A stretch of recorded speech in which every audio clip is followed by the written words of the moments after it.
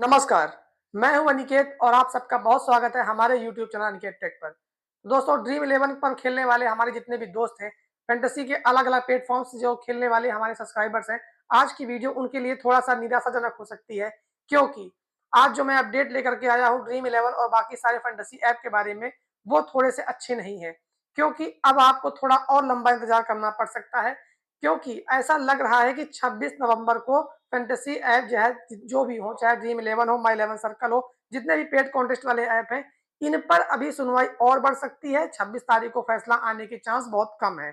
ऐसा मैं इसलिए कह रहा हूं, आगे मैं आपको बताऊंगा विद प्रूफ कि ऐसा होगा क्यों। तो वीडियो को बहुत ध्यान से अंत तक देखिएगा। वीडियो अच्छी लगे तो लाइक भी कर दीजिएगा। तो दोस्तों, लेटेस्ट अपडेट ये है ड्रीम इलेवन को लेकर के कि आपको याद होगा कि पिछली सुनवाई में जो सुप्रीम कोर्ट में हुई थी, उसमें एक बात कही गई थी कोर्ट की तरफ से गवर्नमेंट को कि अगर आप ऑनलाइन गेमिंग एक्ट लेकर के आए हैं तो उसके बारे में आपको स्पष्ट जानकारी, पूरी जो जानकारी है लिखित में कोर्ट में देनी होगी 26 तारीख तक। यानी कि 26 नवंबर की जो सुनवाई लगी है उसके पहले सरकार को जवाब दाखिल करना था ड्रीम इलेवन और बाकी सारे फैंटेसी ऐप के बारे में, जो कि दोस्तों आज 22 तारीख हो गई है। आज 22 तारीख तक सरकार की तरफ से जवाब दाखिल नहीं किया गया है। इसका साफ मतलब ये है कि अगर आने वाले 4 दिनों में सरकार कोई जवाब कोर्ट में दाखिल नहीं करती है तो ऐसे में जब नेक्स्ट सुनवाई होगी 26 तारीख को, तो वहां से गवर्नमेंट की तरफ से और भी ज्यादा टाइम मांगा जाएगा कि हमें जवाब दाखिल करने के लिए थोड़ा समय और बढ़ाया जाए। उससे होगा ये कि एक नई तारीख फिर से दे दी जाएगी, फैसला आने में डिले हो जाएगा। तो कहने का मतलब ये है कि अगर 4 दिनों में गवर्नमेंट की तरफ से रिप्लाई नहीं आता है तो आने वाली 26 तारीख की जो डेट होगी किसी भी फैंटेसी ऐप के लिए अच्छा नहीं होगा, क्योंकि उस दिन तारीख का बढ़ जाना 100% तय होगा। इसलिए दोस्तों, मैं आपको बताना चाहता हूं कि उम्मीद ये रखिए कि आप फैंटेसी जो ऐप है इनको आने में थोड़ा और समय लग सकता है। और एक चीज, एक कंपनी है फैंटेसी वाली जिसका नाम है हेड डिजिटल वर्क, उसने सुप्रीम कोर्ट में लिखित में एक अर्जी दाखिल की है जिसमें उन्होंने दो बातें बड़ी बड़ी कही हुई हैं। एक बात उन्होंने कही कि सबसे पहले तो हमारे जो फैसले हैं, जो कि हमारी सुनवाई चल रही है, इस पर फैसला जल्दी दिया जाए। अगर नहीं दिया जाता है तो हमें कुछ अंतरिम राहत दी जाए। यहाँ पर अंतरिम राहत का मतलब ये होता है कि आपको याद होगा पिछली सुनवाई में जब ये कहा गया था फैंटेसी ऐप्स की तरफ से कि हमारे जो सर्विसेज हैं, हमारे जो बिजनेस है वो पूरी तरह से ठप पड़ा है, बंद। तो इसके जवाब में गवर्नमेंट के एडवोकेट्स की तरफ से कहा गया था कि अभी हमने रूल्स लगाए हैं, बल्कि इनको बैन नहीं किया है, अभी चाहे अपना बिजनेस ये रन कर सकते हैं। ये बात हुई थी। लेकिन दोस्तों, बात ये है कि इनके पेमेंट गेटवेज बंद कर दिए गए। तो ऐसे में जो हेड डिजिटल वर्क कंपनी है वो चाहती है कि जब तक ये मामला कोर्ट में चल रहा है तब तक हमें कुछ अंतरिम राहत मिल जाए, तब तक कि हम अपना बिजनेस को फिर से चला सके जैसे चला रहे थे। कोर्ट में एक अर्जी दाखिल की है कि हमें कुछ राहत दी जाए। साथ ही साथ उन्होंने एक बात और कही है कि लगातार जो पेड कंटेंट बंद होने की वजह से इनके ऐप्स पर काफी ज्यादा नुकसान हो रहा है, जिसकी वजह से इन्हें अपने 500 से ज्यादा एम्प्लॉइज को निकालना पड़ा है। ऐसा दोस्तों हर फैंटेसी ऐप के साथ आए दिन खबरें आ रही हैं कि किसी के 100 एम्प्लॉइज निकले, किसी के 50 निकले, किसी के 200 निकले। ऐसा कर करके इन 3 महीनों में, आज 22 तारीख है, 22 अगस्त को बैन हुआ था, लगभग 3 महीने कंप्लीट हो चुके हैं।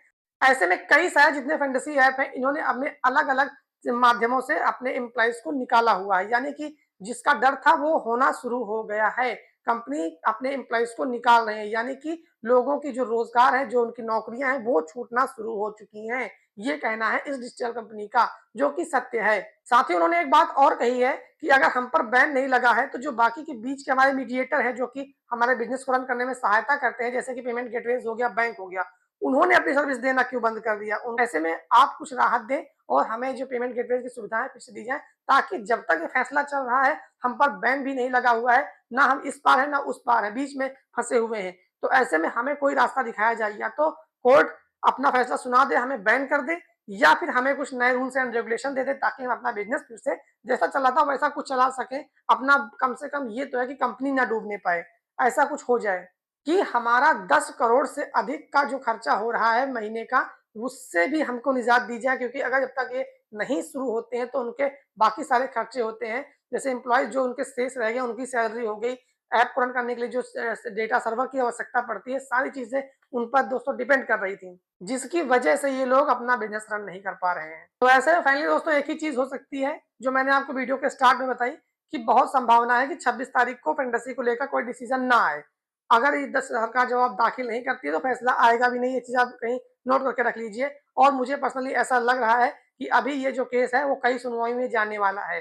ऐसे में दोस्तों सुप्रीम कोर्ट को कम से कम थोड़ी राहत तो देनी चाहिए, अंतरिम राहत, जिसकी बात इस कंपनी ने कही है कि जब तक हम पर बैन पूरी तरीके से नहीं लग जा रहा है, नया रूल्स नहीं लग जा रहा है, तब तक हमको खेलने मतलब हमारा ऐप चलने के लिए बेट काउंटेस्ट स्टार्ट कर दिए जाए, ताकि हम अपना जो नुकसान हो रहा है उसकी भरपाई कर सकें। तो दोस्तों ऐसे में आपको क्या लगता है कि 26 तारीख को डिसीजन आ पाएगा या नहीं आ पाएगा? आप अपने विचार कमेंट के माध्यम से हमें अवश्य बताइएगा, हमें आपकी कमेंट्स का इंतजार रहेगा। फिलहाल मुझे दोस्तों पर्सनली ऐसा नहीं लगता है कि 26 तारीख को फैंटेसी वापस आ पाएगा। अगर आपकी कोई राय है तो जरूर बताइएगा। आज की वीडियो में मुझे इतना ही बताना था। मिलेंगे हम लोग किसी और वीडियो में, तब तक के लिए आप सबका बहुत बहुत धन्यवाद।